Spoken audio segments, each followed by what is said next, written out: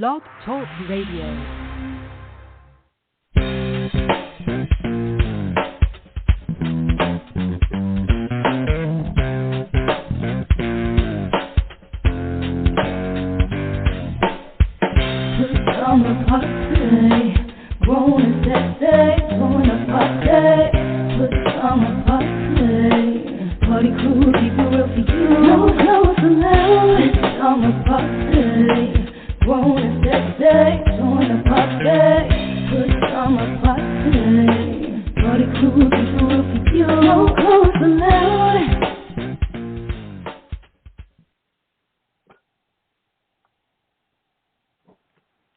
Hi, welcome to another Friday night edition of Pajama Party.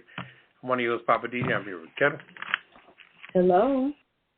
And Redwine. Bonsoir, darling. Happy Friday. Whew. What's going on? What's up? Nothing too much. What's up with y'all? What a day, what a week. All I can say, what a week. Mm-hmm. Too much happening. It is. Yep, you're right about that. Yeah. Yep. It's so much. You can't nice. hardly. Yeah, that's true. Weather's been nice.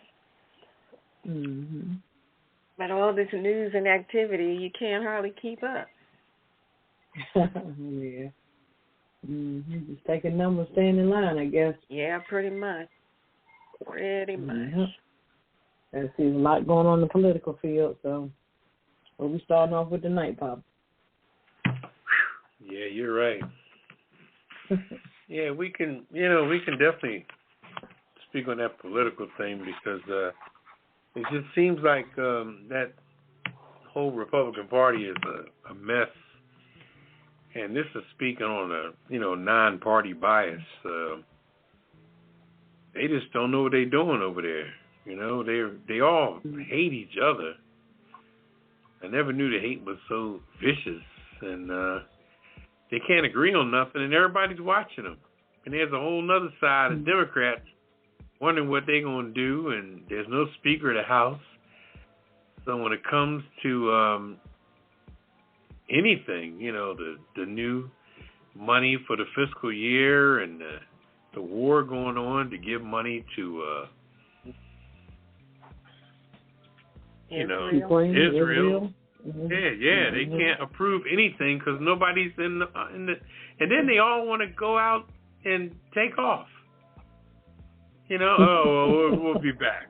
We'll be back. We're going to take a break.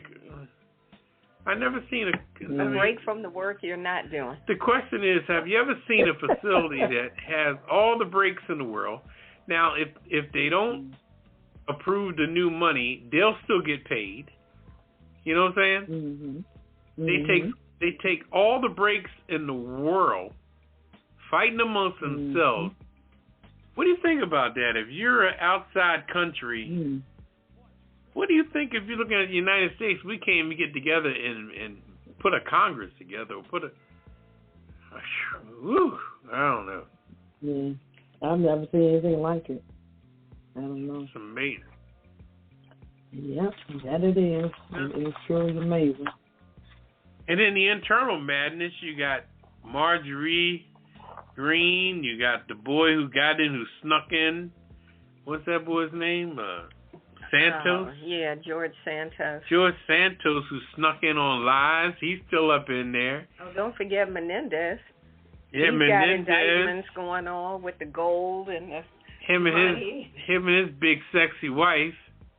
They got big money going on and gold bullion, and they stuffing their money in their panties like the Don't talk about him. Your boy from Prince George County. Don't talk about him.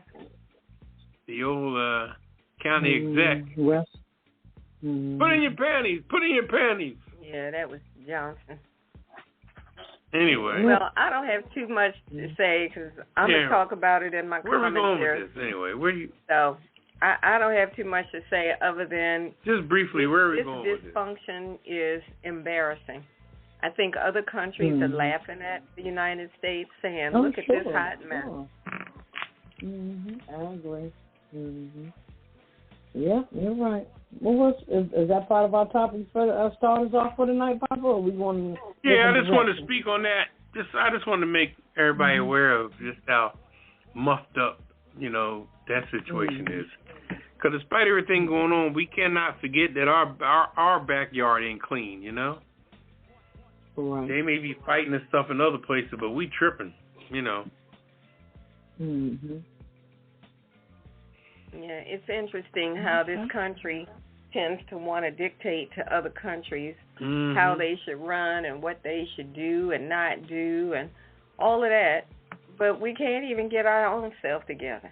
Yeah, we're a mess. How you dictating to somebody else how to run their affairs when we can't run our own? So it's never going to filter down to our poor because we're messed up top. Anyway, yeah, I just want to briefly go over that, but. All righty. So, what else we got going on there? Oh, you ready for the rundown? Yeah, that's. Oh, okay. All right, let's fire it up, Ketel. What you got on the rundown? Get into it. All right. In focus, a verdict handed down in murder of Elijah McClain. Also, California law creates Ebony alert. And Jada and Will Smith's truth revealed. Okay. I thought it was a Hollywood thing, but hey, that's a hot topic. In focus, cocktail of the week is Nightmare on Bourbon Street. Also, what's popping with Poppa DD. Of course, we have to lighten it up with our weird news. U.S. Customs official sees giraffe feces. Okay. Also, a mummified man to be buried after 128 years on display. And a large pig named Fred captured after days of low-level crime. Okay. I'm just saying with Redwine, I'm just saying, can't you all just get along? Okay, we all just get along. 11 for the city with Poppa DD, my Hollywood wrap-up, the kisser list, and the last word. So sit back, relax, get your favorite cocktail, and we'll be back with info. I am Ketel from the original Pajama Party. If you haven't heard Pajama Party Show, you've missed out.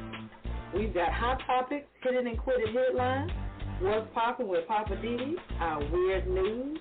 I'm just saying with Redwine, living for the city with Poppa DD, my Hollywood wrap-up, of course, the cocktail of the week, and the world-famous Ketel list. And, of course, we can't forget the last word. We serve it up each week on the Pajama Party Show, and nobody does it like us. You can call us each week live on Friday nights at 9 p.m. Eastern, 914-803-4306, or listen live at www.apajamaparty.com. You can also follow us on Twitter at apajamaparty.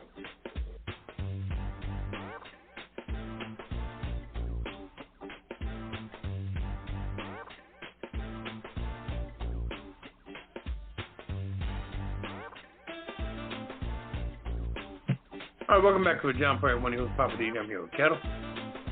Hello. And Redwine. Bonsoir, darling. Ooh, all right. It's time to get in focus. And I've got the first topic tonight. So I'm going to jump right in. I want to talk about the verdict that was handed down in the murder of Elijah McClain. I hope everybody remembers that situation. This happened in Aurora, Colorado. So one of the police officers, Randy Rodema, I guess that's how you pronounce it, Rodema, he was one of the officers who arrested Elijah McClain, who was an unarmed 23-year-old black male who then died after he was taken down by the police, and then the police, or was a paramedic, injected him with something called ketamine, and this all happened in 2019. So this officer, Randy Rodema, was found guilty of criminal negligent homicide and assault by a jury on yesterday. Now, at the same time, a second officer, Jason Rosenblatt, was acquitted of all charges against him. Now, how he got acquitted, I really don't understand. because they were all in it together. They all were participants. So I don't know how Jason Rosenblatt ended up acquitted, but the charges that were against him included reckless manslaughter and assault. So he got acquitted. Randy Rodema is the one who, was found guilty. So in the closing arguments in the trial, prosecutors said that Officer Randy Rodema and Jason Rosenblatt used excessive force, and they failed to follow the training and misled paramedics about Elijah McClain's health status. So he went on to say that the officers chose force at every opportunity instead of trying to de-escalate the situation the way that they were trained. Now, if you remember, or if you got an opportunity to see that video, they came up on Elijah McClain because they had gotten a radio call saying, be on the lookout for a particular suspect, black, and gave some kind of description that Elijah McClain didn't even really match. He just happened to be black, and he was walking. He was coming from, I think, a store or something like that. And they just ran up on him, and he kept telling them, trying to tell them, I don't know what you're talking about, I'm not the one, and all of this. And he kept telling them, because of some condition that he had, please don't, crowd me. It makes me very uncomfortable. I don't know exactly what his condition was. But they completely ignored all of that, and they, assaulted him, got him all on the ground.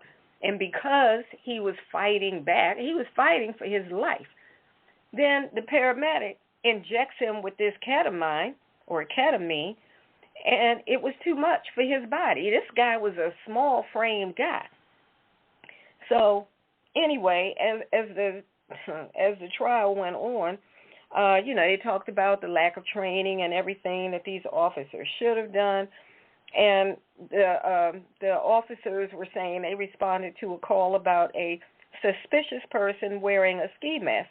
Elijah wasn't wearing a ski mask. So, the whole thing should have never happened. And it bothers me that only one of these officers was found guilty. One of them, somebody along the way, ended up fired or suspended or something to that degree. So, of course, they made announcements saying, well, now Colorado or Aurora, the city, can calm down and we don't have to have the protest and all going on, because people have been protesting about this since it happened in 2019. Elijah McClain was actually a massage therapist and a musician. He played the violin. He was an animal lover, and he was just walking home from a convenience store carrying a plastic bag with some iced tea. So, all of this about a ski mask and a suspicious person and all of that stuff, they were just, as usual, being overzealous. So, initially the prosecutors declined to even bring charges against the officers and the paramedics, but because of, all the nationwide scrutiny that this case got, and Black Lives Matter, all of that pushed it to the front. So they had to do something. Because like I said, at first they were just going to sweep it under the rug and say, well, it was justified. Y'all can relax now. But enough people paid attention. So I applaud everybody who would not let it go. And as a result, at least one of them has been convicted. So there's still a third officer, Nathan Woodyard, and two paramedics who were involved in treating McClain, a guy named Jeremy Cooper and a guy named Peter Chichenek. They're going to be on trial in the coming weeks. And, of course, they pleaded not guilty. And I'm like, y'all, the brother died unnecessarily. You were all there. You were all involved. But, of course, I'm sure their lawyers always say, you plead not guilty. Make them prove it. So well, that's how many cops were involved? How many what? Cops were involved. There's at least 3 from what I can tell. This guy, Randy Rodema, and then Rosenblatt, and then there's a 3rd officer, Nathan Woodyard, and then there was 2 paramedics. Mm-hmm. So it took all of them to take down this thin brother. Yeah, he was a little guy. Yeah, he's a little guy, small frame guy. Mm-hmm.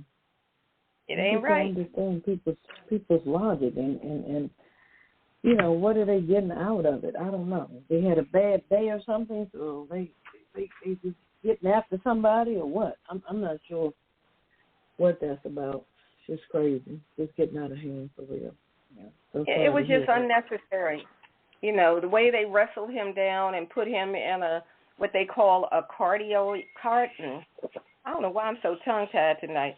They wrestled him down and put him in like a carotid hold. It's some type of like a choke hold. And then they injected him with that ketamine. Mm-hmm. So he must have had a reaction to that. That's what it sounds like. Yeah. Yeah, he clearly had a reaction to that. They said the result from the autopsy was that he suffered a heart attack. Wow. Yeah. It's too much for him. On the way. Couldn't take it. That was on the way to the hospital when they finally decided to try to do something. After he was on the ground, not moving. Then by the time they got to the hospital, he was in the hospital for 3 days, and then he was pronounced dead 3 days later. Mm-hmm. Kind of reminds me of George Floyd. Mm-hmm. Yeah. Kind of the same type of thing. Wow. Yeah. It's rad. So I don't know why the other officer, Rosenblatt, was acquitted, but you know. But you know, the family may go after those 2 for the constitutional, what do you call it, constitutional rights or civil rights, and they get them in that instance. So yeah, I believe there was a settlement. I don't have the details on it. For some reason, I remember something about a settlement, like around $15 million or something. I hope I'm not confusing that with another case. There's been so many. Right. Yes. But all right. Yep. We'll move on. Okay. All right, Ketel. You're up next. All right. What's your focus? In California law creates something called an Ebony Alert to find missing black people. Interesting. A new California law would create an emergency alert system to help find missing black youth and women between the ages of 12 and 25. Governor Newsom signed into law October the 8th, but it won't go into effect until January the 1st. Will enable the California Highway Patrol to activate the new Ebony Alert upon request from local law enforcement when a black youth or young black woman is reported missing. The Ebony Alert would ensure that vital resources and attention are given so we can bring home missing black children and women. Interesting. Goes on to say last year more than 130,000 black children under 18 were reported missing in the U.S., according to this National Crime Information Center. Not everyone is celebrating this new law. Online comments range from joyful to outraged over concern that the Ebony Alert will allow people to decide whether they respond to the alert based on race. Some were upset that were even at a point where this is necessary, since the Amber Alert should be for all missing young people. And some feel that this furthers the separation of them and us even further. I agree. Hopefully this new law will shine more attention on missing young people of color and bring them home. I'm kind of in the middle on this. How do you guys feel? Come on, Papa, you quiet tonight. What's going on? What do you think? Yeah, I'll let you go first. No, I'm just listening because I heard something about the value of people of color, the melanoma and all that jazz, and I heard there's money in that somehow, And I mean, I know it sounds weird, but I was talking to someone today that mentioned about, the melanoma in people it has some self-worth medically, so it's very interesting. And then just body parts, period. You'd be surprised. Mm. You'd be surprised what's going on today with all the transplants and all that jazz, and people that are exploited and lost and disappear and vanish, and it's a crazy world out there. So you never know what's going on with stuff, And when they find people, they turn them over to the medical examiner, but nobody talks about how the body was found, whether something was cut open or cut out or whatever. And families don't get that deep, for they just want to bury their, beloveds and have a respectful funeral. But nobody says that, the side of the body was cut open and the kidneys were gone or the liver was gone or, it's fucking crazy, man. We've been specimens for years on different levels. People hate our guts, but then they also want to, treat us like we're some kind of tossed salad on the back end when it comes to science. So nothing surprises me. Well, I do think that on the one hand, it sounded like a good idea to say, all right, we're going to pay more attention to missing black folks. But when you do it separately like that, I agree with how some people feel like it's one thing when you see on the highway or you get that alert on your cell phone that says Amber Alert, missing child, if you see a vehicle with these tags, call the police and all. It's just a missing child. But if you have a separate alert called an Ebony Alert, now for sure, this is a missing black child. So any racist out there who might have responded based on an Amber Alert, now this gives them the opportunity to say, it's one of those black people. I'm not concerned and I'm not looking. And if I did see the car, I'm not going to tell it. It gives people the option. So I feel like it's kind of a double-edged sword. I don't see why it was really necessary, the more I think about it. Why not just put more workers or whatever it takes to locate missing children, no matter what color they are? Right. Well, I think, like I said, I'm kind of on the fence, what you said.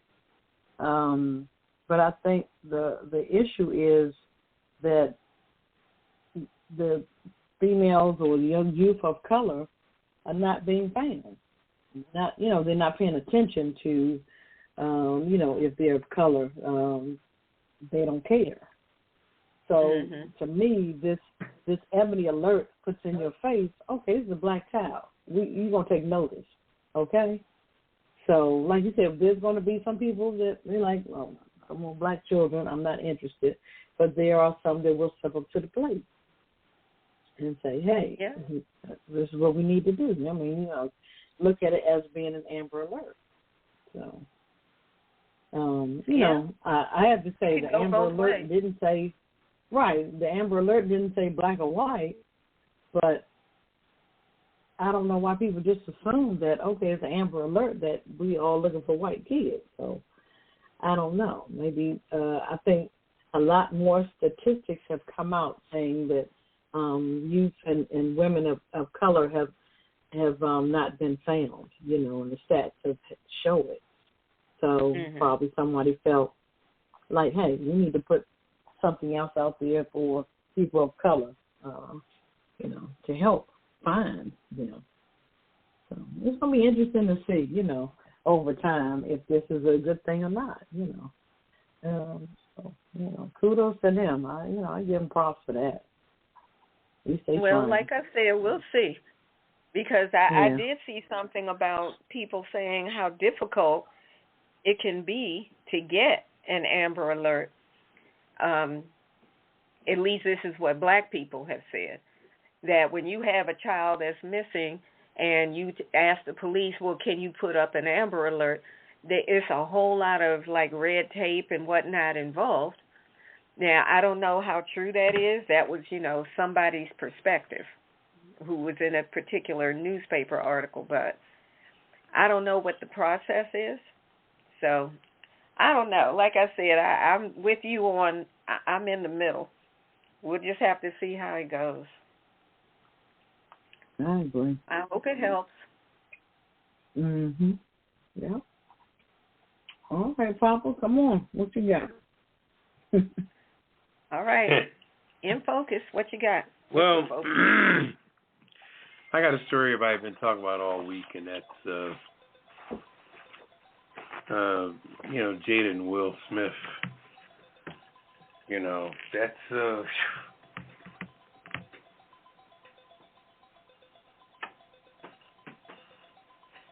the thing that upsets me most about this story before I get into it is that sometimes I don't believe who celebrities really think they are. When have you rose above anything? When you become a celebrity, you're already being looked at. Like you're being examined like a fine-tooth comb. And everybody can see the results of your situation, your life, and everything by looking at your children, and everybody's in 9 different directions. You know what I'm saying? At least I see it. I'm blessed to have been in a family that was a large family with all my brothers and sisters, and there was no outside entities. There was no, family members from other marriages or other parts of the family, or stuff that came in from or to a divorce or anything like that. It was just straight mother, father, sister, brothers. So when I look at that, and that's when we were kids, the normalcy of that, we're all crazy as fuck now. But, back then coming up as children, I saw the normalcy. But when I look at Will and Jaden, I just see 2 kids, I know Will had an outside child from his other situation, but I see 2 children between them 2. And them kids have been through their own particular situations with everything. I know kids can do what they do and everything, and when you're under the microscope is interesting because we look at people a little more interesting. But we've seen the son and the daughter, and we draw our own conclusions. We're not judging, but we draw our own conclusions. And then Jada gets on this red table situation, and they're talking about all these other things that's supposed to be on a level of protection from what they're talking about, different situations with circumstances and all kinds of stuff and things like that. And what it all boils down to, now that she gets out there and confesses that they haven't been together for a while, it's such a contradictive and hypocritical situation to say that, first of all, who do y'all think y'all are to sit up here and just lie to people? Like we ain't been, and both of y'all are younger than me, so I've been black before y'all, and I've been existing before y'all, and and everything. Like even when Will says in West Philadelphia, born and raised, hell, I was born before you was, and I was in West Philly before you were. And if you look at his, just doing a little background thing, you look at his production company, Overbrook. Overbrook is the high school that he went to, and that's the same high school my mother went to. So Overbrook was out there long before Will Smith. West Philly was out there long before Will Smith. So when you say West Philly, people, oh, West Philly like Will Smith. Bullshit. If I'm 10, 15 years older than Will Smith is where I'm from. I'm not from where the fuck he's from. So all I'm saying is that it gets to the point where they did all this stuff by trying to draw all this attention, and they've done, some interesting things. Their movies and all that was great and all that. But the relationship all this time, if it's fucked up, then just go ahead on a divorce. And divorce is no big deal. But for her to get on there and say that we were trying to figure out, and Will says, well, I never been part of a divorce, so therefore I didn't want to. And I think personally, just my own speculation is the fact that, I think that if they were to divorce, and if Will Smith gave her half of all his money, if he's worth $100 million, he gave her $50 million, I think that she would just fade into the fucking abyss. And she knows that. That's just my opinion. I don't give a fuck who thinks different. Because I've seen him and all his stuff and all that, and I'm not comparing their talent or what they do. But I think that when it comes to her assurance during her downtime, I think she needed the whole Smith situation to keep herself relative. I don't think that he needed the Jada Pinkett to keep him anything. And that's just my opinion. And like I said, I don't give a fuck who thinks different. That's just my opinion. You can go on a female right now, and then that's not female. You can whisper all that female shit if you want to. This is not about male or female. This is about two different people that's coming in with a different level of talent, a different level of likeness, a different level of what kind of assurance you put in them.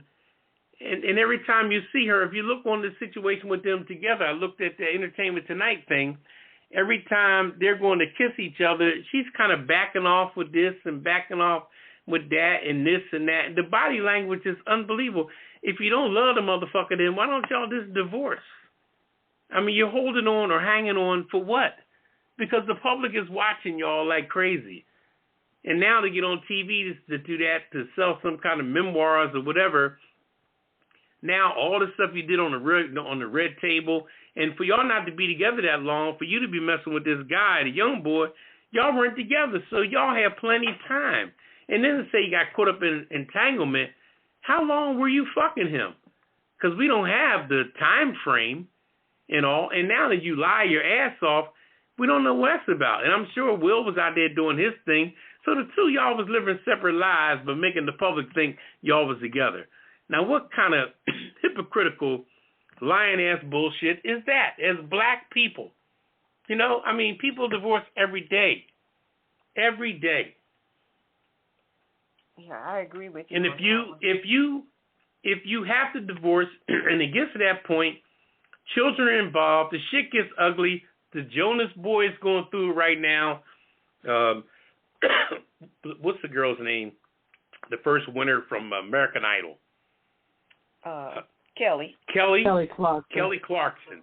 Mm-hmm. She's going through it, went through it. She's paying her husband big money and all that, and she's got a weight issue with that and things like that, and but that's just life, and that's just what the fuck is going on with that. If you look at everybody who's going through different things when it comes to relationships, and that's just what we all been there. And it's different at different times in your life. You feel the pain more for 30s and 40s or maybe even 50s instead of your 60s now. You say, fuck them, they're out, fuck them. Once you get older, you be like, well, fuck it, I'll be dead in 30 years anyway, so fuck them, I'm making jokes and shit. But what I'm saying is that for the two of them, and I'm going to close on this here, for the two of them, you guys were using the public for your own disposal. And I'm not even going to put, both of y'all were involved in that deceit. Mm-hmm. Now that she admitted it, what I want to hear now, or what I have to hear now, is I need to hear Will Smith's side of this shit. Now, brother, she done went on TV and admitted this shit. What do you have to say about this? Mm-hmm. It's your turn to talk about the shit. And what gets me too, here's another thing. Now, I'm going to close on this. she sat down with Hoda, okay? She didn't go on ABC and talk to Robin Roberts, another person of color, to get them hard questions, and she damn sure didn't go talk to Gayle King, okay? Because Gayle King had fucking, what's your boy's name in jail now from Chicago? R. Kelly. R. Kelly. She had that motherfucker crying like a baby, okay? So she wouldn't go. Hold her, Papa? Huh? Why? Why do you think she went to hold her? She went to hold her because she don't want. She went to hold her because she don't want that kind of reflux from her. You know what I'm saying? Because going black on black will give her. And this is just my own speculation. Like I said, this ain't no truth or no whatever. I'm speculating. She didn't want to. She damn sure wouldn't go to another black person like herself to get them hard questions, because she's trying to sell her memoirs at the same time. Now, you confessing to sell a book. Why do you just go and confess? Period. Exactly. Why does confession always got to be hooked to a motherfucking book?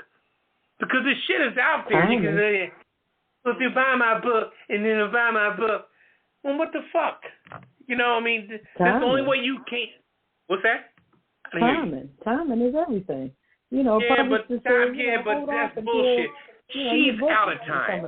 She's out of time. There's no time with her no more. Her shit is just completely, and like I said, this is my opinion. She don't have that leverage anymore to be timing and doing this and doing that. I understand people do it for that reason, but a lie is a fucking lie. The two things you got to ask yourself, in your house, what do you trust? A thief or a fucking liar? And those are the two things you got to ask everybody you know. What do I trust? A thief or a liar? And you go back and forth because deep down inside, you don't trust either one of them motherfuckers.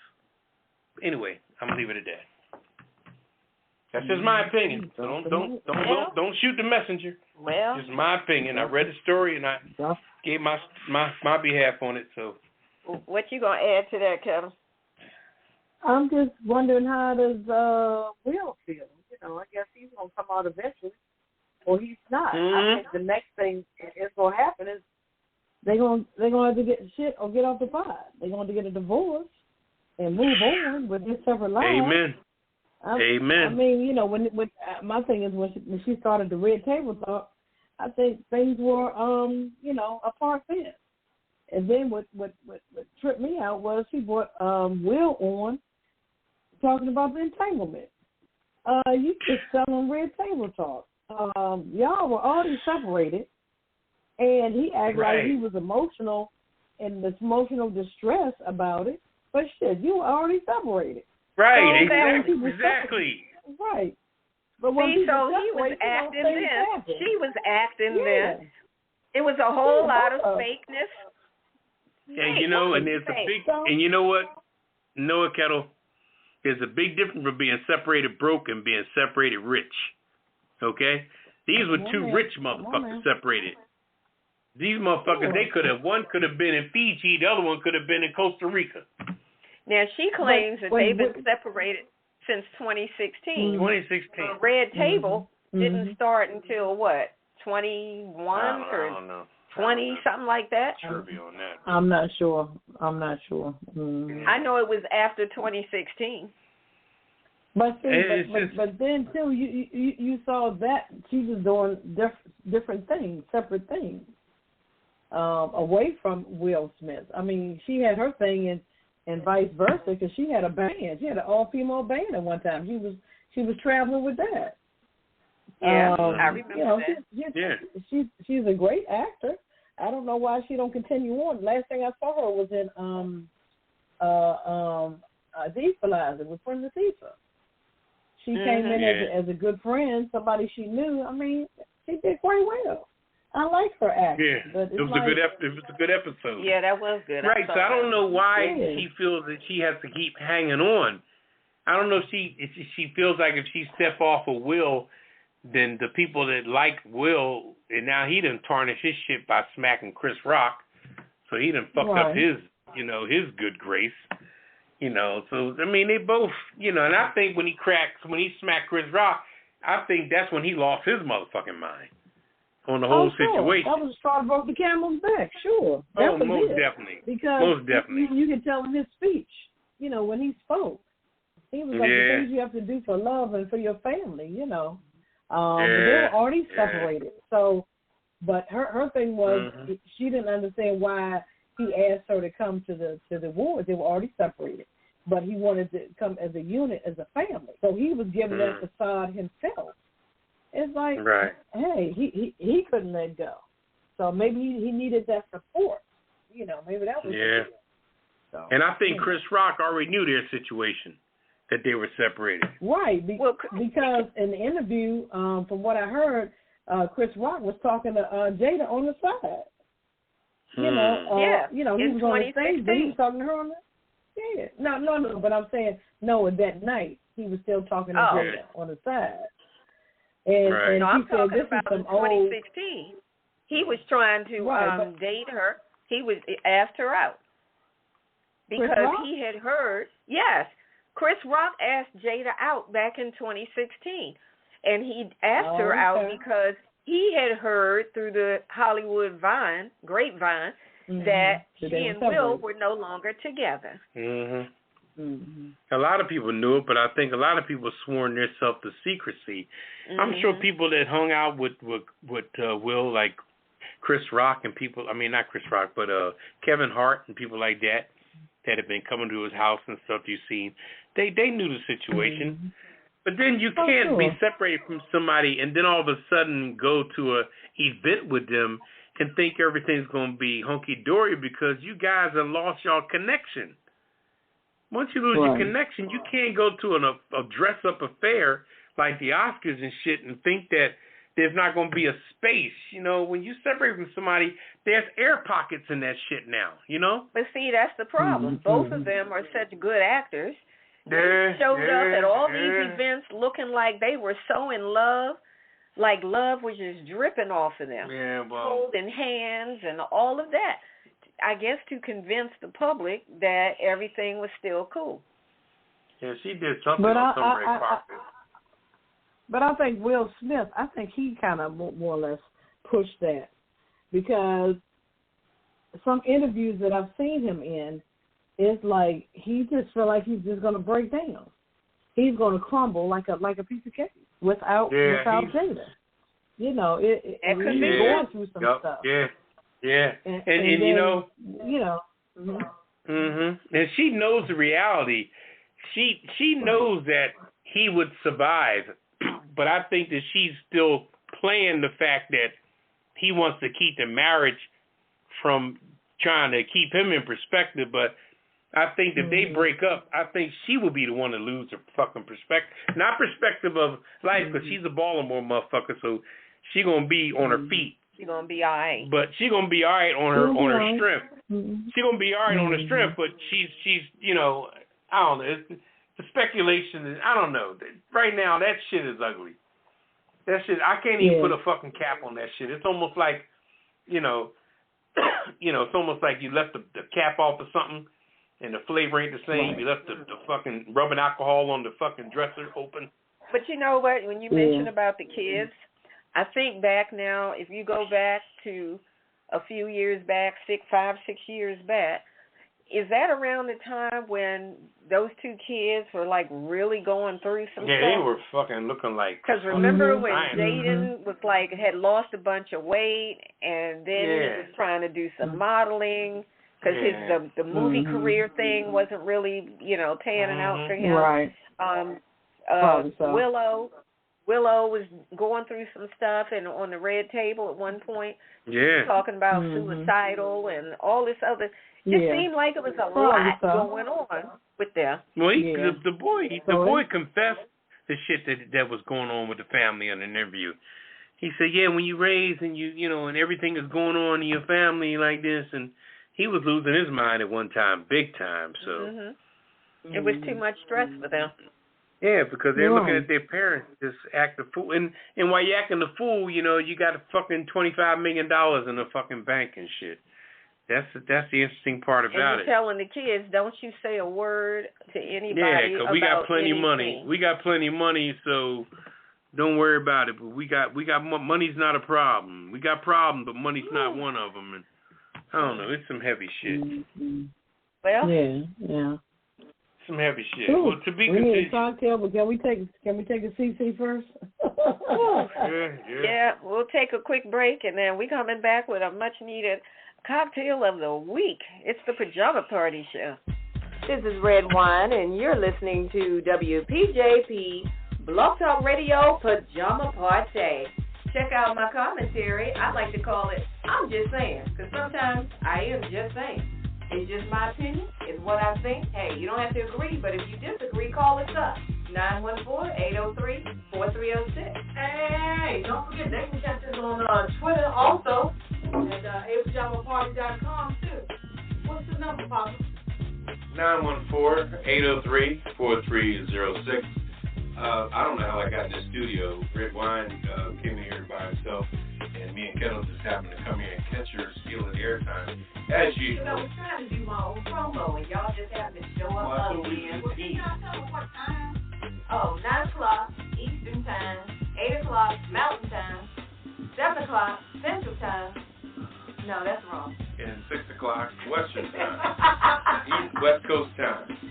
Right, Okay. right. Either way. So if you're in California, call us at 6 p.m., 7 o'clock if you're hanging out in Colorado somewhere. 7 o'clock, that's Central Time. See, now we got it all twisted up.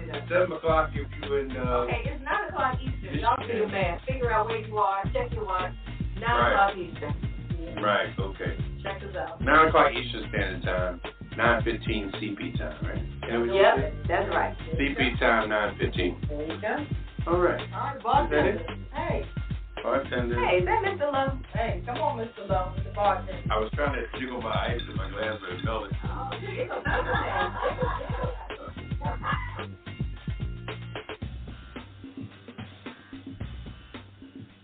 All right, welcome back to Pajama Party. I'm one host, Poppa DD. I'm here with Ketel Hello. and Redwine. Bonsoir, darling. It is now time for the cocktail of the week, with Ketel. What you got for us this week, Ketel? This one's called The Nightmare on Bourbon Street. Interesting. Sounds pretty good around this time. Sounds kind of spooky. Let's see. Cinnamon sugar for rim, optional. We have 1.5 ounces of bourbon, or 2 ounces if you prefer, your favorite bourbon. 1 ounce of fresh lemon juice. 1/4 cup of apple cider. 1 to 2 teaspoons of real maple syrup. 1 teaspoon of fresh grated ginger. 1/8 of a teaspoon of ground cinnamon. 5 ounces of sparkling hard Honeycrisp apple cider. Cinnamon sticks, rosemary, and apple slices for serving. Rim a cocktail glass with the cinnamon sugar. Fill with ice. In a cocktail shaker, combine the bourbon, cider, lemon juice, maple syrup, ginger, and cinnamon, and shake to combine. And then strain into the prepared glass. Top with hard cider. Serve with cinnamon sticks, rosemary, and apple slices if desired. And that is called The Nightmare on Bourbon Street. Wow. Interesting. Ooh, that sounds really good. That sounds so good a nice for fall this time of cocktail. year. Yeah, absolutely. nice cocktail for the fall. I agree. Okay. All right. Well, thank you, Ketel, for the Nightmare on Bourbon Street. And we'll make sure that cocktail recipe gets posted on the website, which you can find over the weekend at apajamaparty.com. Don't forget the A. All right. Good one, Ketel. All right. Poppa DD, on to you next. What's poppin'?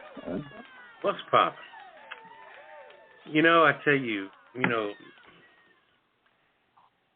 life is a big old round circle, and it's very progressive, and it doesn't stop. It runs deep. It runs through generations, and it runs strong.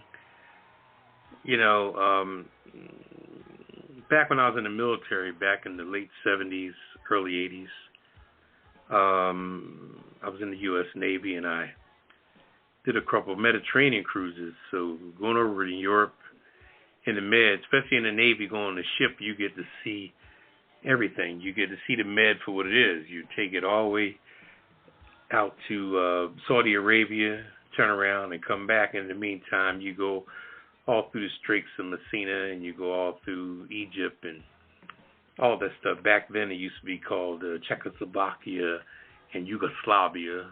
Now it's called the Czech Republic. And I seen all this stuff at 18, 19 years old. And the one thing that always was evident was the battle between the Israelis and the Arabs and the Palestinians. That's always been, ever since I was a little boy, that was going on in the Middle East, Middle Eastern conflicts.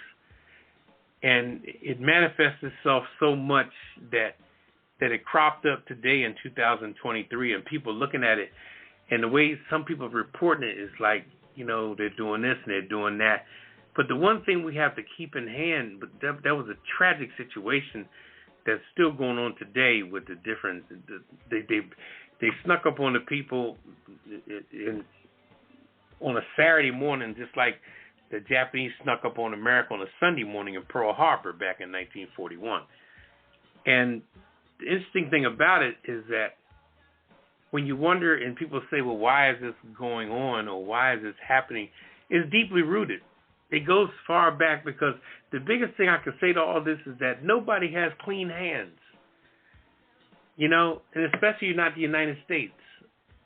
We have done so much dirt at one time that it manifests itself because after a while, people that were their great-grandparents were killed back in the Palestinians and the Israelis and all, when they were killed back in back during Yasser Arafat in them days, people's great-grandfathers, people are still mourning them from back then and all that, and they're trying to occupy areas and this and that, and then somebody goes off, and it even goes on today with America.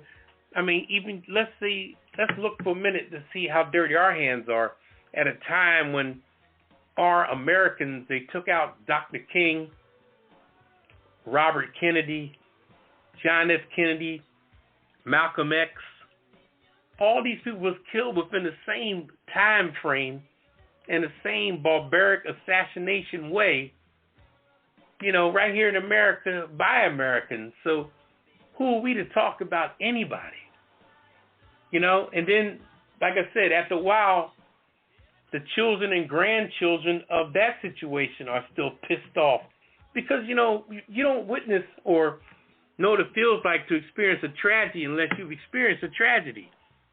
So sometimes you can't say why are them people doing like that or acting like that because, see, maybe at one time, I'm not going to name no countries or anything during this time frame, but at this time, 50 years ago, maybe somebody bombed somebody else, and affected their family and their situation. And now, 50 years later, somebody's bombing somebody else to retaliate on this stuff, which goes back 50 years, which is no big deal because life is life. And you see, tragedy is tragedy, and when stuff happens tragic, it sticks with people. You got people now that were killed in 9/11. They get pissed by the littlest things. They got pissed when, in the golf world, when the Saudi Arabians took over the golf world from the PG, the regular professional golf. The Saudi Arabians got in there. They called it LIV. And the people from 9/11 are pissed off because they're accusing Saudi Arabia from bombing the World Trade Center. So tragedies that affect people affect people. So when you see things that happen, don't think this just happened. This stuff has been going on for years. I mean, years. The Israelis and the Palestinians and this stuff, they were fighting back when I was a child. You know, you always look at TV, and there was always a war in the Middle East, right? Always. No matter what else was going on TV back in the 60s, the early 70s, there was always a war in the Middle East. And it just hasn't changed. And then on top of that now, the Republicans are tripping out with this whole thing with the Speaker of the House. Just like they tried to do when Trump was in, they wanted to get rid of Obamacare. Why you gonna get rid of Obamacare when you ain't got another damn care? You ain't got a Trump care for people to get. You got 10 million people on Obamacare, and Trump talking about, oh, let's get rid of it. Let's get rid of Obamacare. Then what the fuck you gonna do when you get rid of it? Just like now, let's get rid of McCarthy. Okay, you got rid of him. Now who you got? Now you got nobody. And the Speaker of the House gets together with the Congress, and they approve money. They approve the fiscal year money that's coming up soon. And where they at? They took off. Oh, we voted. Oh, Solis. No, well, let's pick up the other guy. No, let's pick up the other guy. Well, no, fuck it, let's take off. These are the most taken off motherfuckers. But if the government ran out of money, they still get paid. Now, how the fuck, you know what I mean? Damn, no wonder they arrogant as shit, because they ain't got to worry about shit.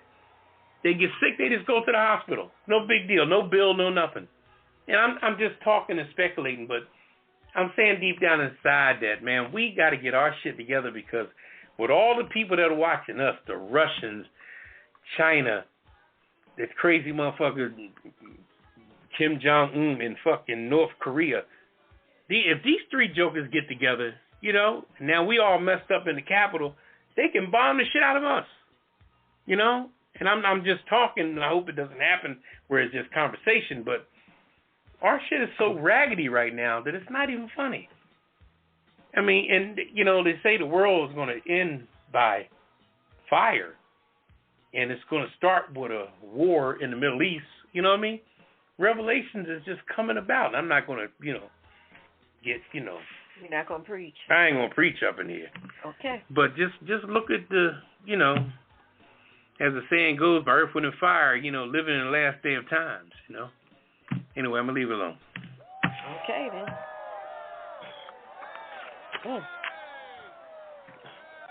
Ooh, Lord. All right. Got the mic. Well. Mm-hmm. Oh, boy. Well, Ketel? Yes, ma'am. What you going to do, Ketel? Lighten it up. Lighten it I up. was waiting on Ketel to give the word. The weird news. Lighten it up. All right. Poppa DD All got right. heavy. He said, let's lighten it up.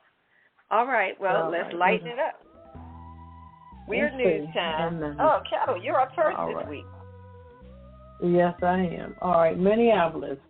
U.S. Customs official seized giraffe feces from a woman at Minnesota airport. Federal customs agents poo-pooed the plans of an Iowa woman who wanted to make jewelry from giraffe feces she picked up on a trip to Kenya and brought back to the United States in her luggage.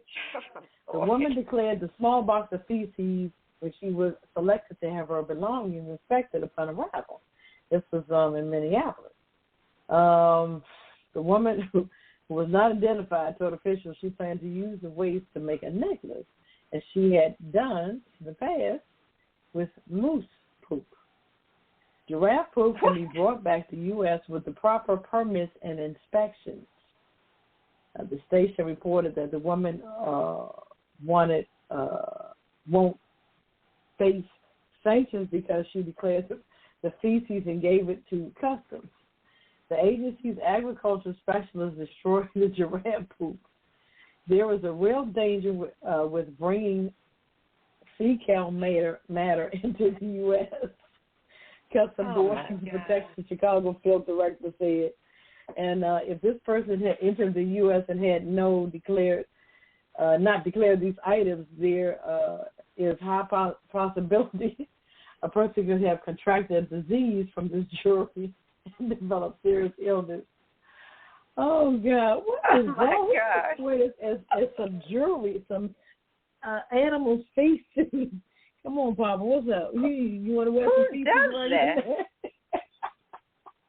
My question is, where's she going with a giraffe crap necklace? Where are you going? Ain't no telling. Oh, mercy.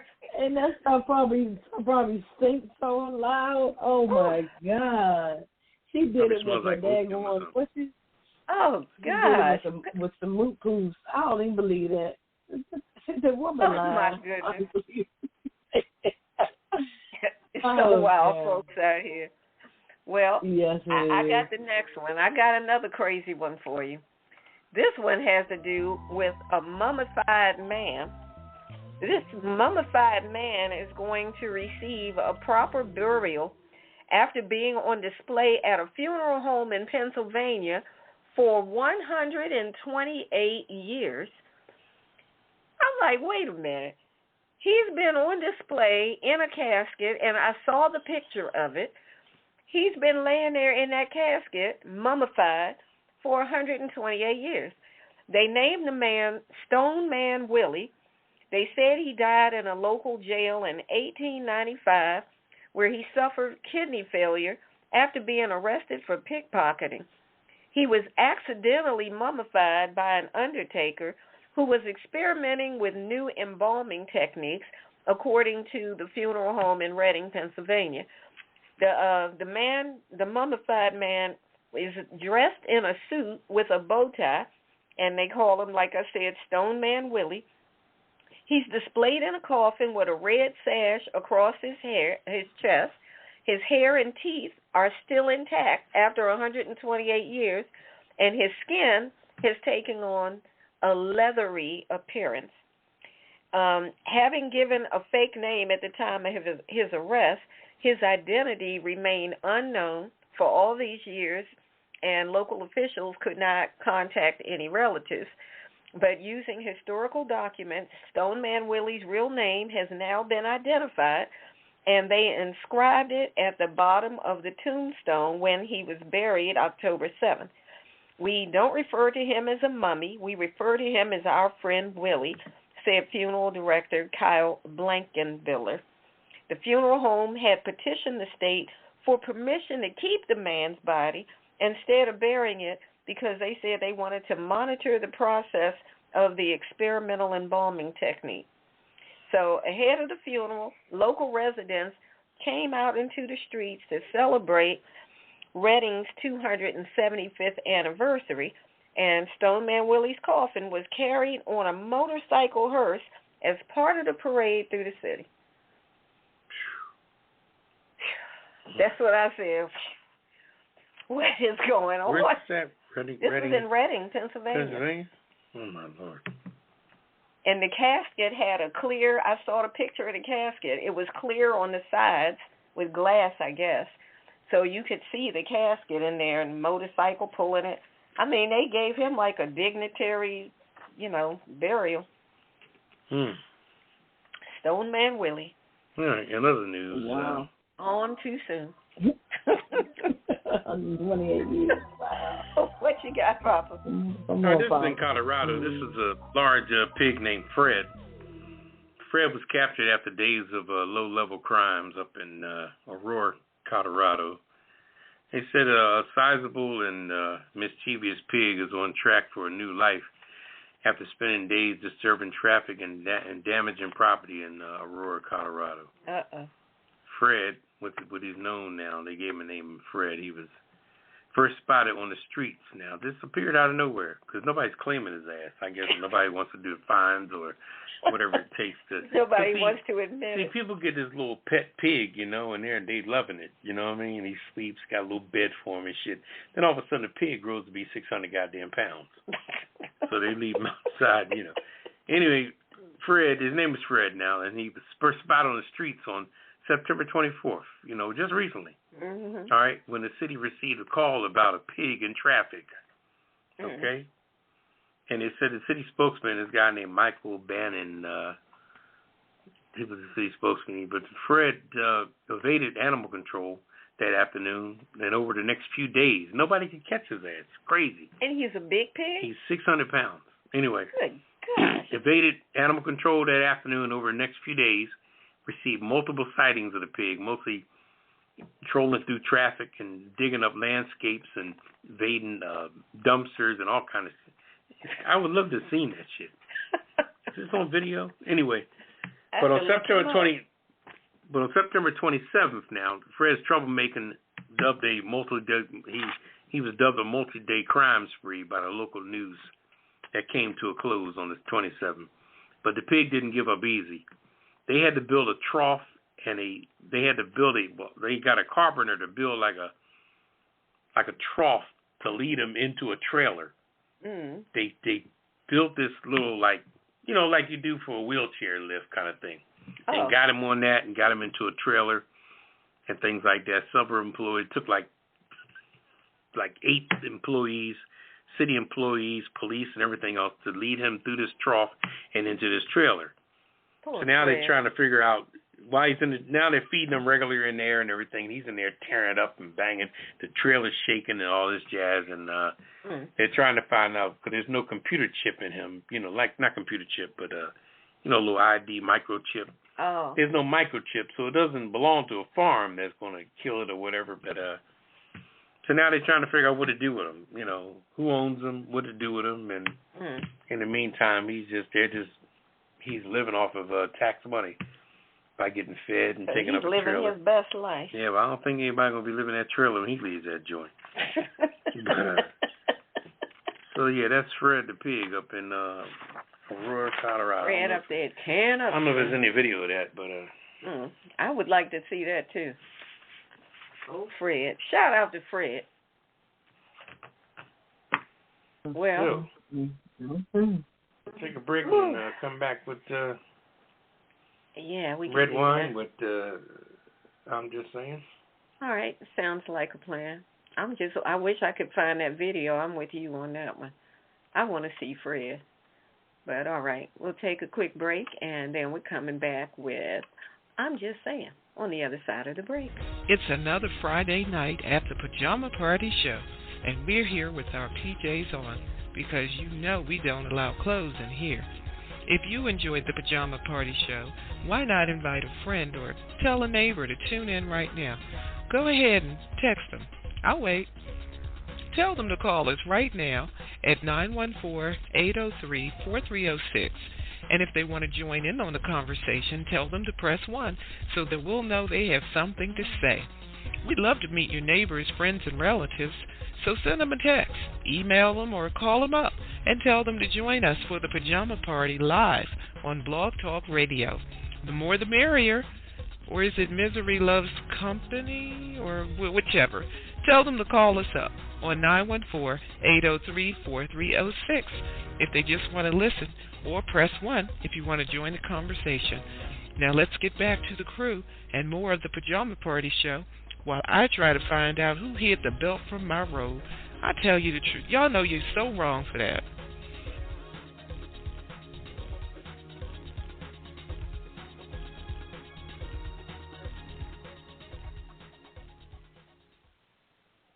All right, welcome back to the Pajama Party. One who's Poppa DD. I'm here with Ketel. Hello. And Redwine. Bonsoir, darling. All right, we're going to turn over to Redwine. I'm just saying. Okay. Thank you, Poppa DD. You know what? Tonight, I'm just saying, can't you all just get along? I'm back on politics again, man. It is shameful and pathetic that the Republican-dominated United States representatives cannot get their act together. Now, if you go back and look at everything that's been going on, first, they allowed themselves to be led by that tiny brain Matt Gaetz out of Florida. He's the one that made the motion to vacate the seat of the speaker. He's the one that put all of that in motion. Of course, they all jumped on the bandwagon and was like, yeah, let's get rid of McCarthy. Get rid of him. So they did that without a plan to replace McCarthy. Okay, that's like throwing away your old clothes when you don't have any other clothes to put on. Now you're walking around naked looking crazy. Who does that? Oh, that's what they did. Now, the Democrats were part of the vote because everybody had to vote on getting rid of Kevin McCarthy, and maybe it was justified. I don't know. I can't say whether McCarthy was doing a good job, bad job. Apparently, the Republicans didn't like the job he was doing. But like I said, it was a half-baked plan. Now they're fighting over who's going to get the job of the Speaker of the House. I'm just saying, can't you guys get along? They fought over McCarthy getting the job. Now, you remember when McCarthy got the job, it took 15 different votes till he finally had enough votes. You need at least 217 to have the majority. It took him 15 different votes. That's why it took so long for that process to go through. And now they're battling it over again. First, it was between two candidates. Both of them are just as bad as the other. That was Scalise and what's his name? What's that man's name? Jordan. Yeah. It was between the two of them.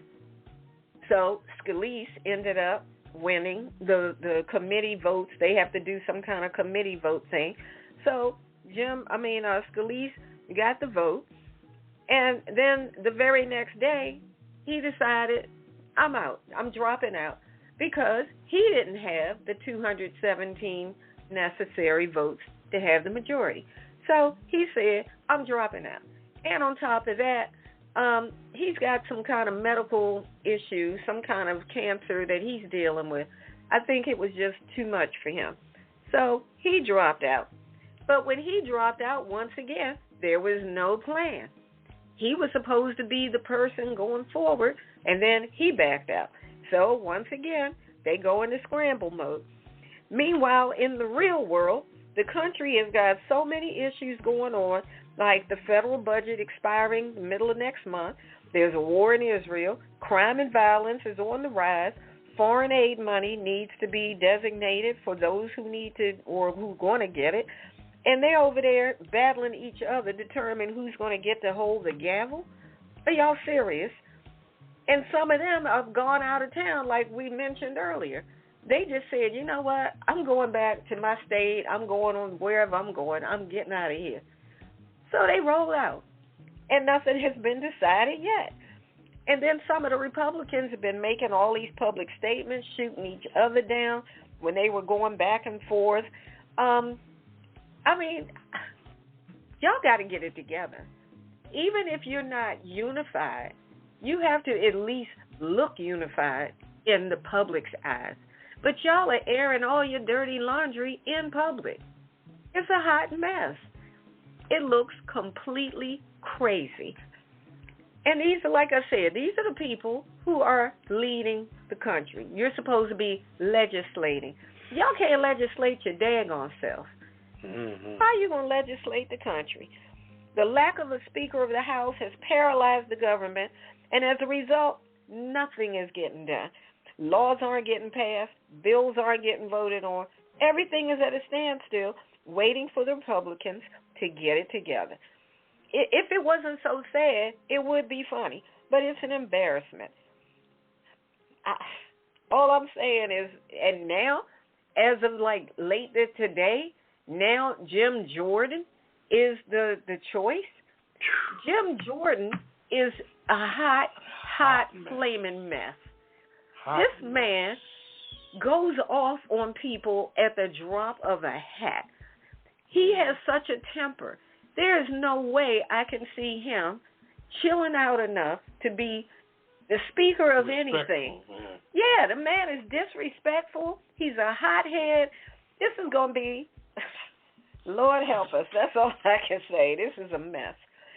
So right now, Jim Jordan is the person who they're putting forward.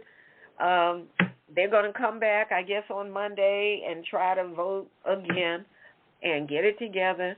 But I'm just saying, this is Redwine, and I'm just saying, Republicans, can't y'all just get along long enough to do your daggone job? Because right now, you look like a whole bunch of clowns, failures, and foolish people. It's embarrassing. Y'all should be really ashamed of yourself. Mm-hmm. And that's all I'm saying. And they're messed. And they act like they're not supposed to be there. Yeah, and there's no, they doing all this stuff to win. They even brought your boy in from New York. What's the boy's name? Which one? The one that got in on a lie. Oh, Santos. Yeah. They brought him in so they can win the Republican House. Mhm. So now they own the House, and ain't no head running it. Yep. What's up with that? I don't get it. I don't think Democrats would ever be in a situation like that. I don't recall there ever have been a Democratic-run House where something like this went down. And then you're going to bring a person in there like, what's his name, Gates? Oh, Matt Gaetz. He comes in, and he's the youngest he was chasing these 17-year-olds a couple of years ago. Mhm. Now he's like Mr. Big Cheese. He's the one that said, well, let's put it to a vote. What do you call it when you make a motion? He's the one that made the motion to kick McCarthy out. He made the motion to vacate. It's sad right now, especially with what's going on in Israel and everything. It's very sad. Yeah. But I'm going to turn it over to you, Poppa DD. Okay. For the city. What's happening? All right. What I want to do is I want to do a little sports lesson here for a minute. Okay? All right. Go. I know that baseball is not something that people focus on or look at or like or whatever the case may be. Okay, but these are the days of the playoffs. Now, let me tell you how it breaks down. I'm going to say this real quick. You got wild card teams. Those are teams that won the second best records. And then you got the main dogs. Okay, now the main dogs were the Dodgers in Los Angeles, the Atlanta Braves, the Houston Astros, and the Baltimore Orioles. Okay? Now you got America and National League. Okay? You had 2, 4, 6, 8 people when you went to the initial playoffs, and the 4 people were waiting for, it was 16 altogether, but then it went down to 8. But anyway, make a long story short, we just had the what's called the division series, where you had the 4 best teams was the Dodgers, Atlanta, in the National League, and the American League had Houston and Baltimore. Now, the Arizona Diamondbacks, they were just wild cards, and so were the Phillies. So the wild card played the best. So Arizona played the Dodgers in L.A., and they whooped their ass. So now the Dodgers being the best, but they're gone now, so Arizona's left. Now, the Phillies was a wild card team out of Philly. They played Atlanta, which was the best. Philly beat Atlanta. All right? So Philly now is going to play Arizona Diamondbacks for the division series. Now, who wins between these goes to the World Series. On the American side, Houston was playing Minnesota. Minnesota was a wild card team. Houston was the main guy. Houston won. Houston Astros. In fact, that's the only team that got a black manager. Okay? Yay, Houston. Yeah, he's his name is damn, I don't even remember his name. He'll get back to me. Is that guy Dusty something? Dusty Baker. I don't know why I know that. Yeah, you know it. Anyway, and the other ones that won big was Baltimore Orioles. They played the Texas Rangers, and the Texas Rangers whooped their ass. Oh. So Baltimore was the big team that, was the one expected to win, but they lost. So now you got Houston playing against the Texas Rangers. And by the way, the Texas Rangers is part owned by the Bush family. The George Bush presidential family. They own part of the... Wait, Houston and Texas, they're both in Texas? Yeah, they're both in Texas. Oh, okay, that's two different... The Texas Rangers. Okay. Texas Rangers, they're out of Dallas. And then you got the Houston Astros. So you got Texas on Texas team for the American League. So just so you know what's happening, it all starts on Monday and Tuesday. It'll be every day, Monday, Tuesday, Wednesday, Thursday, because it's getting cold, so they got to get this shit over with. Mm-hmm. Okay? So starting Monday of next week, you're going to have Philly playing the Arizona Diamondbacks, and you're going to have the 2 teams out of Texas, the Houston Astros playing the Texas Rangers for the American League. Now, whoever wins between either one of those play each other for the World Series. Okay. So it'll be on the national side, you got Philly and Arizona, and on the American side, you got Texas and Texas, the Rangers and the Astros. So this starts on Monday. Hey, I'm from Philly. Phillies is up in there. So okay. So they're down to the Final Four. So just so you know what's happening with that.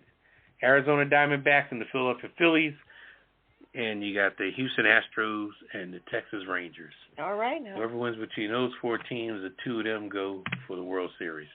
And that's where it is in baseball right now, because you're going to see it on TV. You're going to flip the channel starting next week. Click, click, click. Damn, what's this? Click, click, click. Baseball everywhere. Comes on 4 o'clock, 5 o'clock. Oh, wow. Yeah, it comes on. Some games coming in the afternoon. Yeah, because it's getting cold. All right. I got to get that shit over with. All right. Now we know. It's a little baseball news.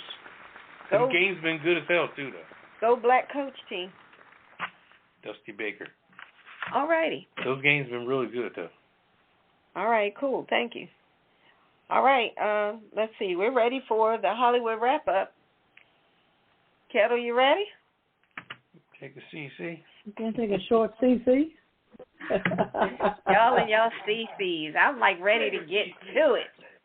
I want to know what's going on.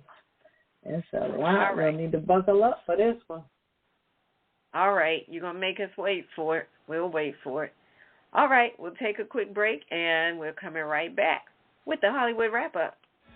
How you doing? I'm Poppa DD, one of the hosts of the Pajama Party. And I'm here to introduce you to two of the segments I have on the Pajama Party. One is called What's Poppin' with Poppa DD, and the other one's called Living for the City.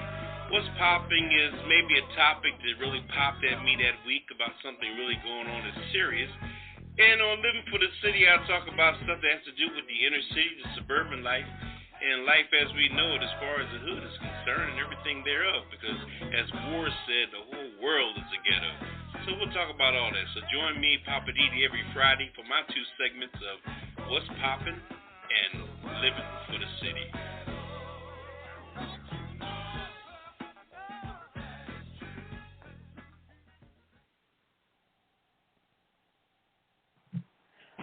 All right, welcome back to the Pajama Party Show. This is Redwine, and I'm here with Ketel. Hello. And Poppa DD. Yes, Poppa DD lost. That's all right. We know he's there. I'm ready. Poppa DD, I'm ready. Snack mode. Okay, it's all good. Okay. He's right, coming right now. All right, wait. We said here he comes. Here he comes. All right, come on with the intro. You ready with it? She's ready to go. Hollywood, Hollywood, take it away. Thank you. Go back to snacking, Papa. All right, we haven't heard this name in a long time. LeVar Burton. He replaces Drew Barrymore as National Book Awards host.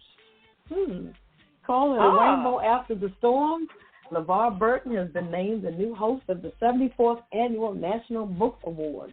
Didn't know they had one. The Rainbow Star is stepping in to replace Drew Barrymore, who was let go as host last month amid controversy surrounding her daytime show, talk shows planned to return to the air during the Hollywood writers' strike. Oh, I remember hearing about that. Okay. Interesting.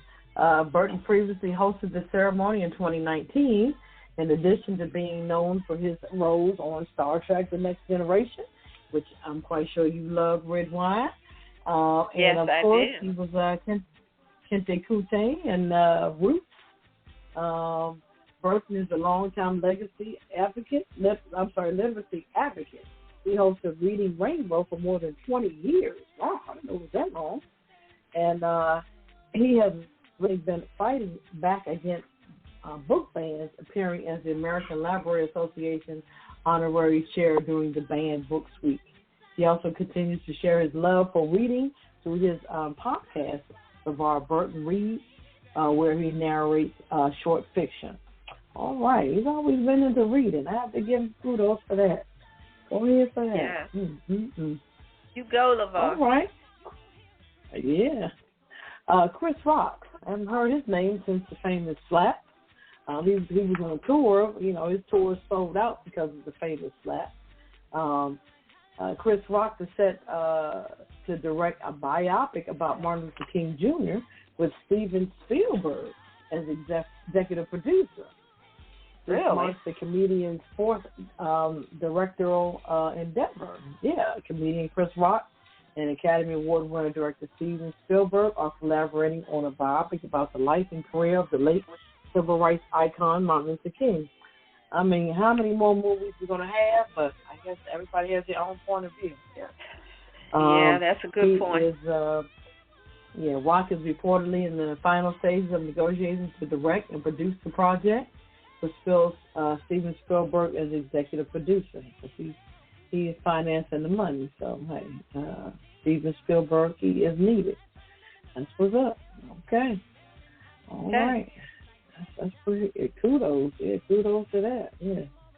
Interesting. Chris Rock is a pretty decent actor, and I like that.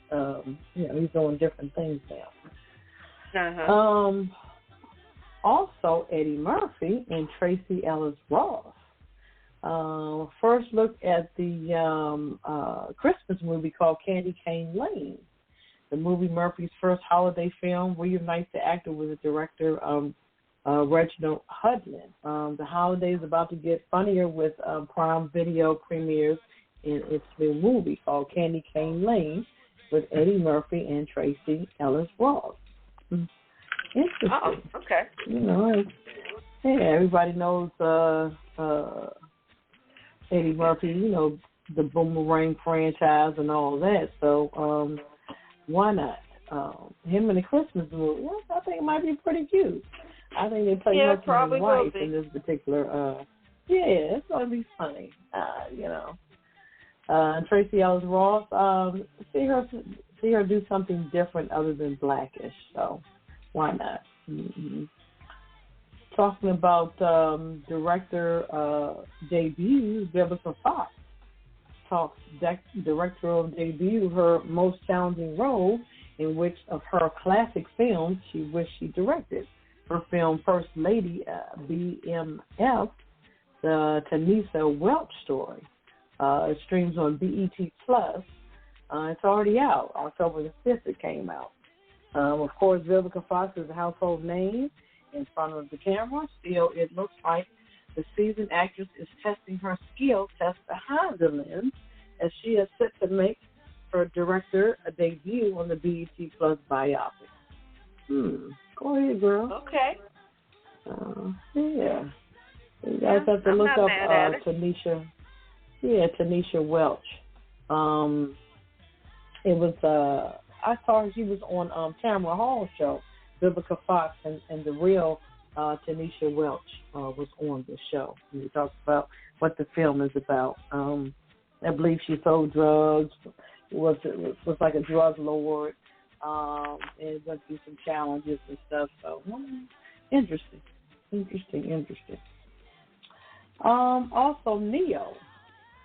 This is interesting. I didn't know all of this. Neo declared legal father to his youngest kid. I guess his girlfriend, and he wasn't sure they were his kids. The court determined that singer Neo is the legal father to the two youngest children. The 43-year-old singer, whose real name is Schaefer Smith, asked the court to determine the parentage of Brandon and Brixton, sons he fathered with his ex-girlfriend. Neo wished for the court to allow his sons to collect inheritance from him despite never having married the young lady. The court will also allow the boys to take the surname Smith as well. He has other children. He had an ex-wife, had a child by her, and 4 other kids with his latest ex-wife. Man, that sounds messy. That sounds messy. Yeah. Lord have mercy. He has children 12, 11, 5, 7, and 2. Okay. Good grief. He's been doing a lot, Neo. Yeah, he been rocking and rolling, baby. Oh my goodness. Also, talking about divorce, Jeezy and Jenny Ma, they're living together amid the divorce. Jeezy shocked the masses when he filed for divorce earlier this year. Interesting. They are living proof that celebrity doesn't necessarily make the awkwardness of enduring a divorce any easier. The two are still living together in their Georgia home as they go through the legal process.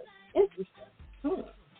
But there's very little interaction between them as they come and go from the house. Yeah, I know. Yeah, I don't know what's going on in that house. He filed for divorce September the 14th. Wow. Jeezy 46 and she's 44. So I saw a pretty good interview with her on Sherry Shepherd's show. It was pretty good. She's talking about the divorce and what she's been through and yada yada. I guess it was a big shock, but they were only married for 2 years, so yeah. But, that was a quick one. I don't know what went wrong. Yeah, I don't know what went wrong with that. I'm not sure, but at least they got a 1-year-old daughter. Something good came out of it, so kudos to that. And that's my Hollywood wrap up. That's it for tonight. All righty. Thank you. That was some good stuff. Good stuff. Ketel always get all the good details and whatnot on the Hollywood connection. I did have one more to add. I wanted to send condolences to the Isley family. Rudolph passed away this week. I think, I don't have his age in front of me. I think he was 84, if I recall correctly. I think he was 84. He was one of the, I don't know if he was the oldest, but he was definitely one of the founding members of the group when they first started out back in the 50s, I believe it was. Yeah. And he was also the brother that was in the legal battle over the use of the Isley name. Oh, okay, yeah. That was him. Yeah, he was 84. Yeah. Okay, so he was, wow. Interesting. Yeah. He died on the 11th. Yeah, they said he died peacefully in his sleep. So, condolences to the Isley family. Just wanted to add that one on. All right, well, let's see. I didn't have anything else to add to that, so we can go on down to the Kiss It list. Your people. Poppa DD, can you explain Kiss It list, please? Kiss It list is everybody showed their butt. The whole Republican Party, of course. Oh, yeah. Openers. Definitely put them on there. Santos, Jim Jordan, Scalise, all of them. They have really, really shown their behind this week. Papa damn. Also, I wanted to add the officers involved in the murder of Elijah McCain. Put them on the Kiss It list. I'm going to put Will and Jada on the Kiss It list. Yeah, buddy.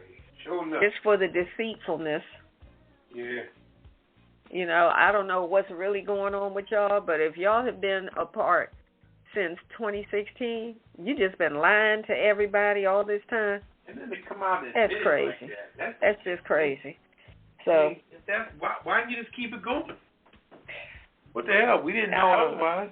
Why? That's what I'm saying. Both of y'all want to kiss it. Yeah, where did the confession come from and why? I mean, I don't even know. I'm gonna leave that alone. Yeah. It's your people. Anybody else? I don't even have a long list this week. It's been so many shenanigans going on. What's his name? Who? That senator from Jersey. Oh, Menendez. Oh yeah. Him and his hoochie mama wife. Stealing money from, or accepting bribes from Egypt. I mean, gold bullion cubes. $500,000 in cash that was in the pockets of his jacket. It's craziness. He said, I have been withdrawing money from the bank over the past few years. You got $500,000 just laying around, motherfucker? You know what I mean? Yeah, when you get money you're not supposed to have. Oh, I got one more. The lady that was trying to get the giraffe feces through the customs so she can make a necklace out of it. I don't know what is up with this woman and her life, but something ain't right with her. She's on the kiss it list. Why are you making necklaces out of poop? I don't understand. And don't forget the punk ass cops couldn't trap Fred. Oh yeah, that's right. The cops that had a hard time catching Fred the pig. Now, how fast could a 600-pound pig be? And y'all couldn't catch this pig, really? All of y'all are on the kiss it list. You got anybody, Ketel? Nope, y'all got everybody. That's all the Republican people y'all been talking about all week. Put them on the kiss it list. Oh, all the gangbangers and the car thieves, all of those kind of people out here burglarizing, terrorizing, and harassing people. These kids that have been bum rushing these stores, grabbing merchandise and running. All of you all are on the kiss it list. Y'all are buck wild, out of control. Now, that's the last one. That's everybody? All right. That's everybody. We have a special prize for this week's Kiss It List winners, and here it is. Kiss my entire ass. Kiss my Irish ass. You better kiss my Irish ass. This world can kiss my ass. Kiss my ass. You can just kiss my ass. Baby, you can just kiss my ass. Oh, you can kiss my country ass. I said if you got a problem with any of that, you can kiss my natural born redneck to the bone, ever loving country ass. That's right.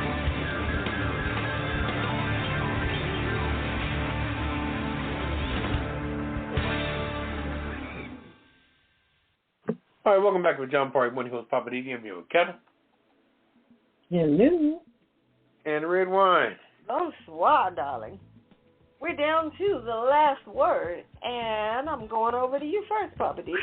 Well, I tell you what, What's your last word?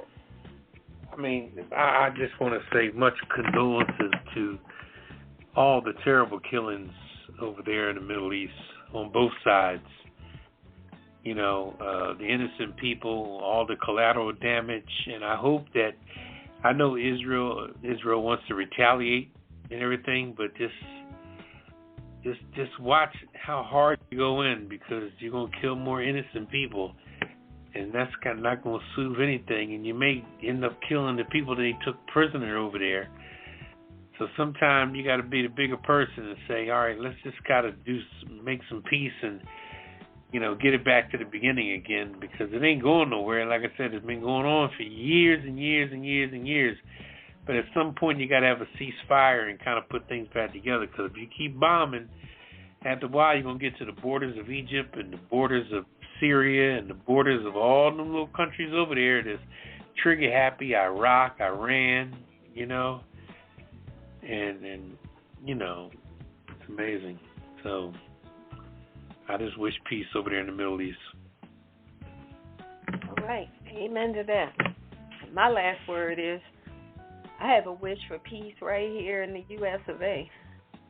There's still too much domestic violence going on, crime going on. This stuff has got to stop. It's just too much.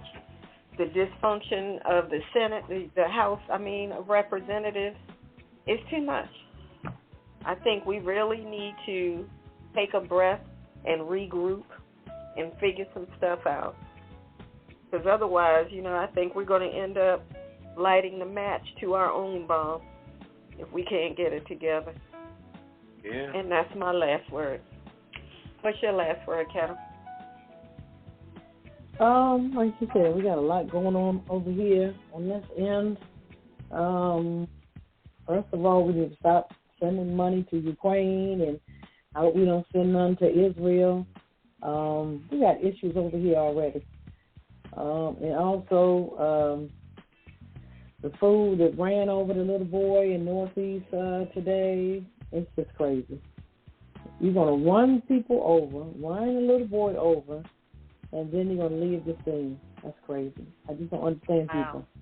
What is going on with people today? It's just, and it's good that it's some good Samaritans out there to help people, but hopefully they got the person's tag number, and I just hope the little boy is okay.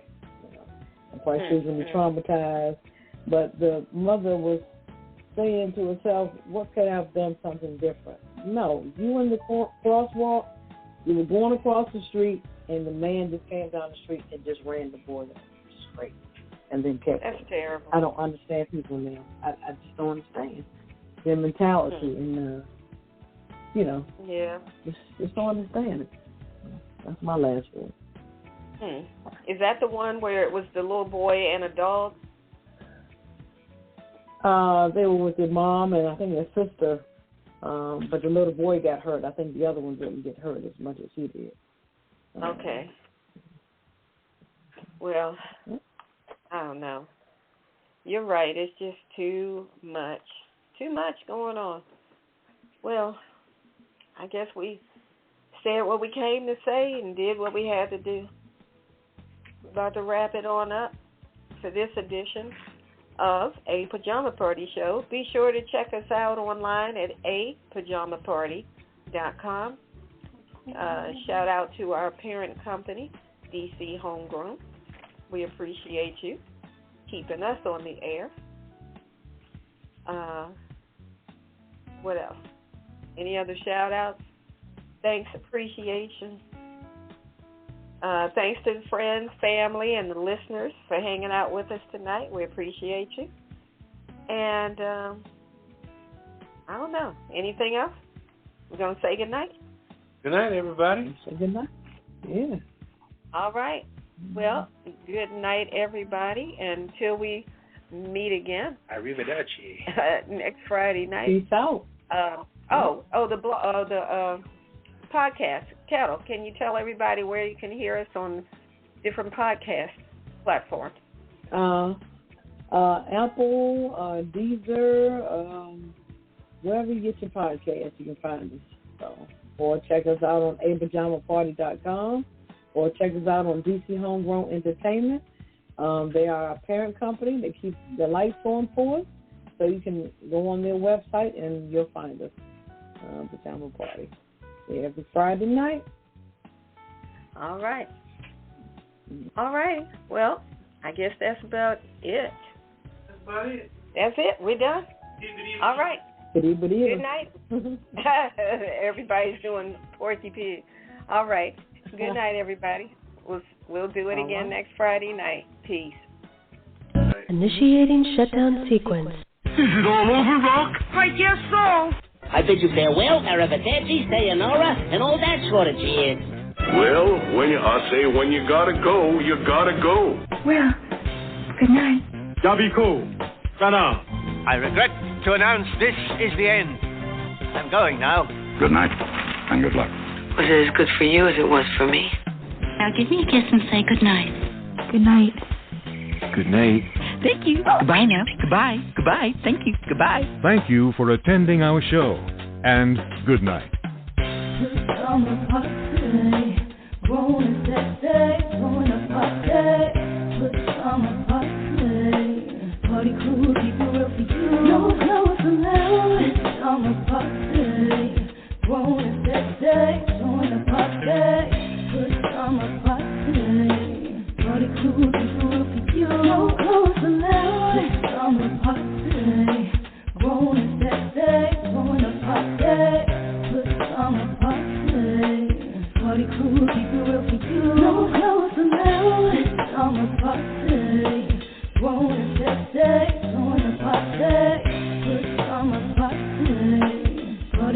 Lisa will be you.